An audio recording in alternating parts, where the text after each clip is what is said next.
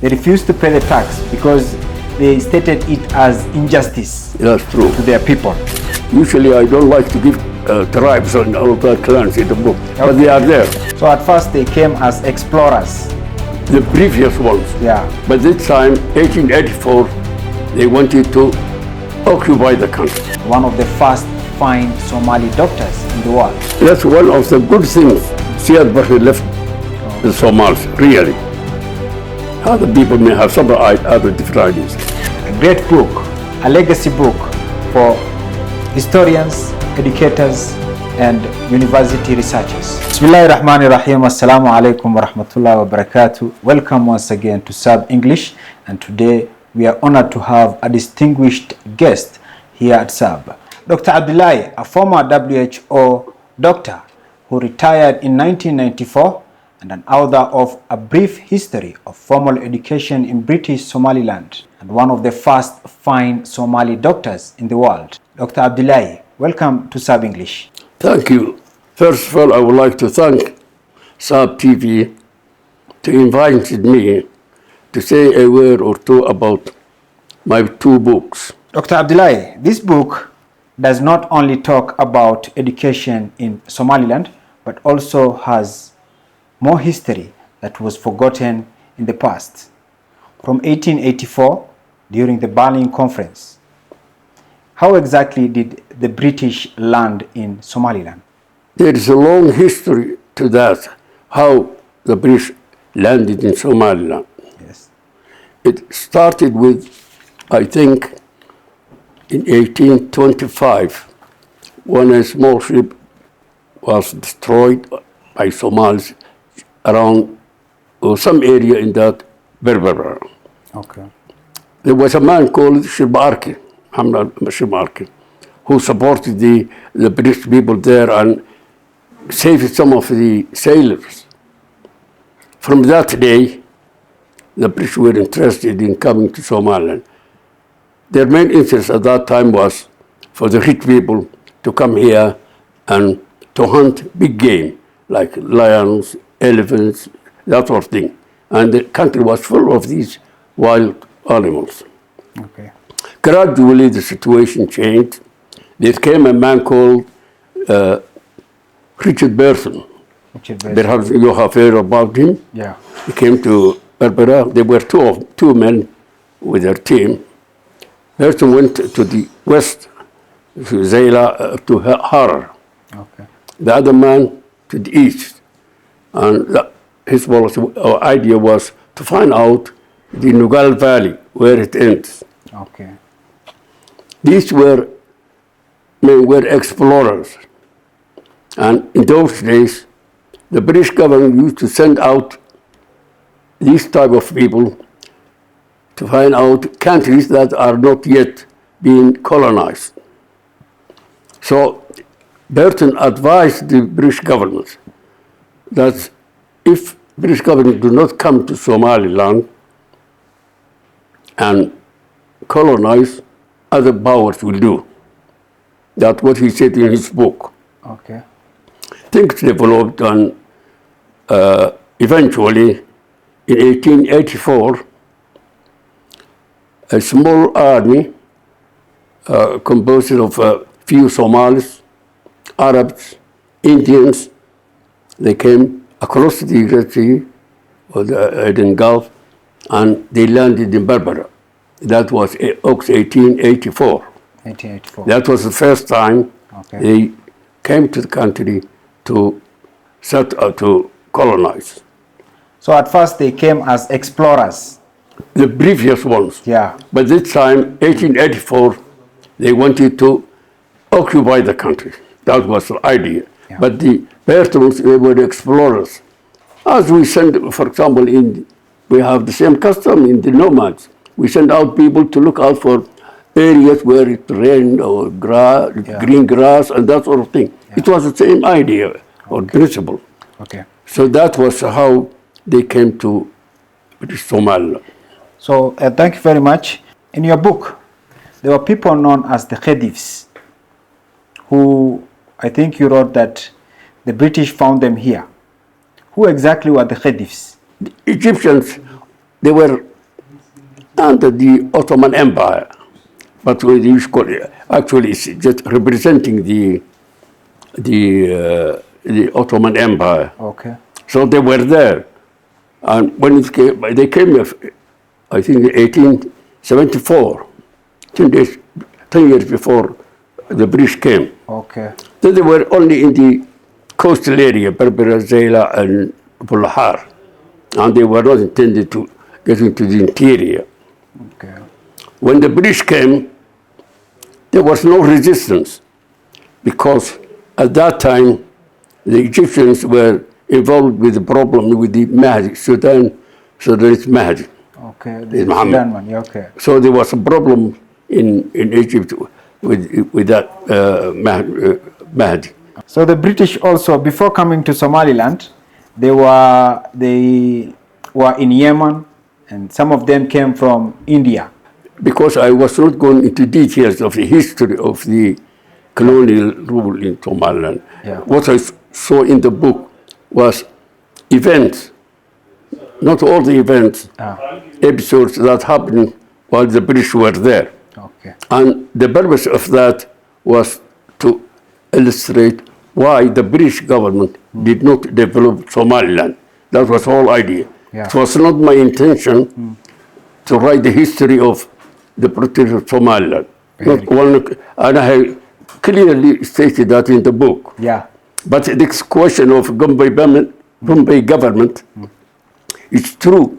India used to be run by an East Indian company, British. Yeah. And we were under that. Somaliland, Xidhan, all we were ruling more or less the same thing. Yeah. But it was a totally different story. As you also stated, in 1922 in Bur'a, the people of Bur'a refused the tax revolt. They refused to pay the tax because they stated it as injustice That's true. to their people.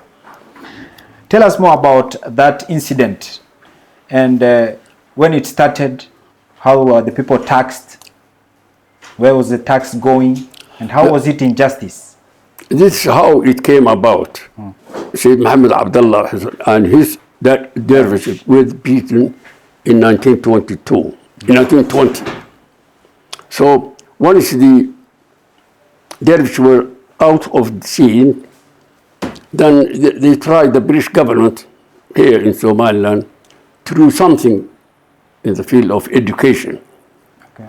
They called in somebody from Sudan to advise them what type of education they could introduce into Somaliland. Okay. He wrote a short report recommending few elementary schools, one boarding school in Sheikh, that sort of thing. Okay. But he recommended that in order to introduce education, the Somalis should pay taxes to pay for the education. So the tax was for education? For education. Okay. Well, that was included in his report. Okay. So the governor, when the governor came and wanted to introduce that report or recommendations, including the tax, in 1922, he first started in Berbera. They thoroughly accepted it. Okay. Then Hargeisa, similar thing. Then he went to Bur'a. Bur'a, where he had the problem. There was a man, I think it was a chief of a certain clan. Yeah, known as Aqil. That was called Haj Waraba, Okay. Haj Muhammad Mahmoud. Okay. He was Aqil. That man, he was very, people called him the tough man, A tough man. to put it Okay. simply. Okay. He said, they discussed the taxation. Okay. The idea was that anyone who has 100 sheep, 100, will pay one as a tax. One sheep for a tax. Okay. From the 100. Then that Haj Warabi, he got up and he said, look, sir, if we ask, because the Aqils, they will have to collect these taxes, sheep or whatever it is. Then he said, if the man who owns the sheep refuses to To pay. Refused to allow his sheep to be taken away. Okay. What can we do? We don't have a force. We are not a government. This man will just take his sheep across the border. That's when he realized, the governor, that there's trouble coming from that man. Okay. So they said, we will go there in the afternoon. We will discuss the issue. And we will come back as the customer, they collected outside of the town, small in Brown. Okay. While they were there, the governor and the district commissioner will give. And Haji Farah Igare. They were there waiting for the reply from the elders. Okay. In the meantime, they saw these people all across the sea, across the streets, dry bed. They took. Okay. Then the district commissioner said, look, that's the nonsense they always do, these people. So I want to disturb them and get rid of them. Keep them, to make them quiet. Okay. His driver was Haji Bahnan. Haji Bahnan. Maybe you know, his son was one of the elder I've heard of that teachers. Yeah. Adam Bahnan. In the middle of the took or dry bed, he get out of the car, walked for a few steps, and then he got, scared. These people are down waiting for him. Okay. So he turned. As he turned, they shot him in the back. Okay. That's how he was killed. That's how Alan Gibson was killed? That's how he was killed. Okay. The governor asked for small planes from Eden. I think they were 4 small planes. They came. That's when they burnt Borough, except the mosque. Okay. Yeah, they burnt down. Also, the compensation was 3,000 camels. As they said, that was the mug. Mug. For a white man. For a gate. Okay. There's a story I heard. I haven't seen it in writing, but I heard that the chief Qadi there, he said that the white man, he said the Somali man, the compensation or the mug is 100 camels. Yes. And the woman is 50. Okay. So the white man will be 33 and 3 or something like that. 3,000. One third of the woman's below the woman. Yeah. So the story is that the governor wouldn't hear that. He wanted to make a point, and that's why he said that 3,000 camels. Yeah. So that's how they give on his camels. So who had to pay? Who had to pay that kind of mug? Yeah. Is it the whole of Borough? I give. Usually, I don't like to give tribes and all the clans in the book, but they are there. You have seen the list, and you have seen how each clan was to be made. Yeah. And it was all, Habariyuns. Habariyuns clan. There is except of the Arab clan, which is known as Sheikh Red Ali. That was a group. Okay. Apart from that, they were all Habariyuns. Okay. But the details are all there. Yeah. So we also, in your book also, you stated that Italy invaded Somaliland in 1935. Yes. What caused that? What caused Italy to invade Somaliland while the British were here? The Italians, why they occupied or attacked Somaliland? There was war going on in Europe. Italians, they sided with the Germans, which was the Nazi government. Yeah. The British and the French were together. Okay. So that's how this. I said a little bit about that in the book. Yeah. Because I was not writing about history, but a little bit about it. We know that formal education in the Republic of Somaliland was slowed down due to international agreements, social, economic, and military and developments, such as the World War I and World War II. So Formal education, how exactly did it revive? The first school the British government built in Somaliland was a small elementary school in Berbera Okay. in 1937. 1937. And that was opened in 1938. Okay. And it functioned only 2 terms. 2 terms. Then the Second World War started. Okay. Closed. Yeah, that's what I meant. That's what I meant for the formal education. It was not a proper, really formal education program.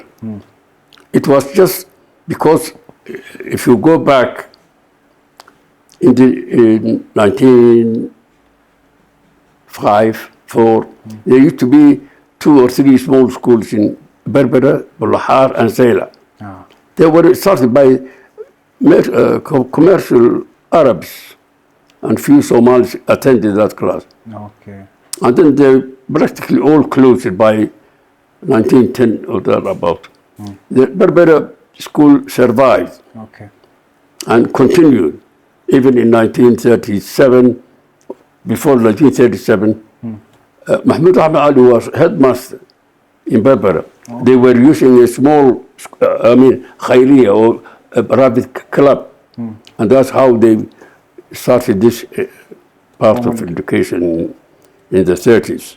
Okay. But formal program was introduced in 1944 1944.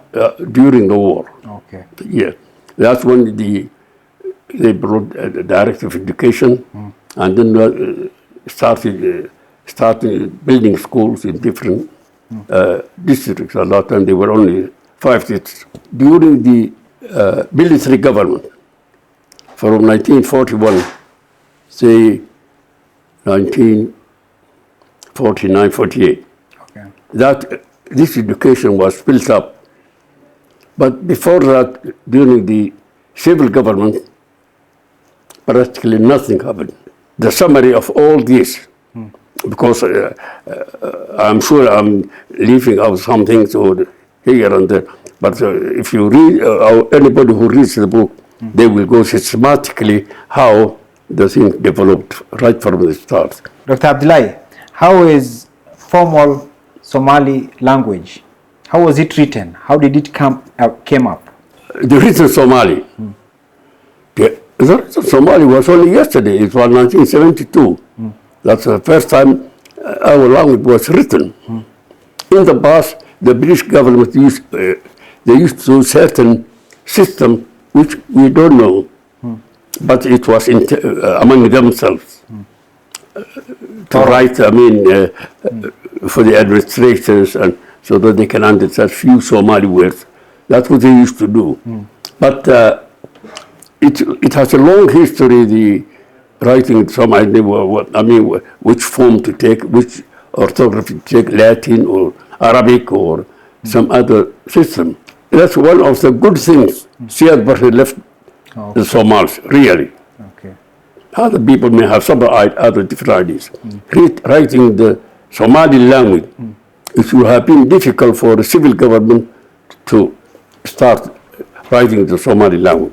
Because we were there when all this was being discussed. And you cannot forget Musa Galal when it comes to writing the Somali language. Musa Galal. Musa Galal, he played a great role in this initiative of writing the Somali language. He spent a long time following the process. Thank you very much, Dr. Abdullahi. Don't forget to get your book on the 17th, this Friday. This is a brief history of formal education in British Somaliland. A great book, a legacy book for historians, educators, and university researchers. Thank you very much, Dr. Abdullahi. Thank you very much.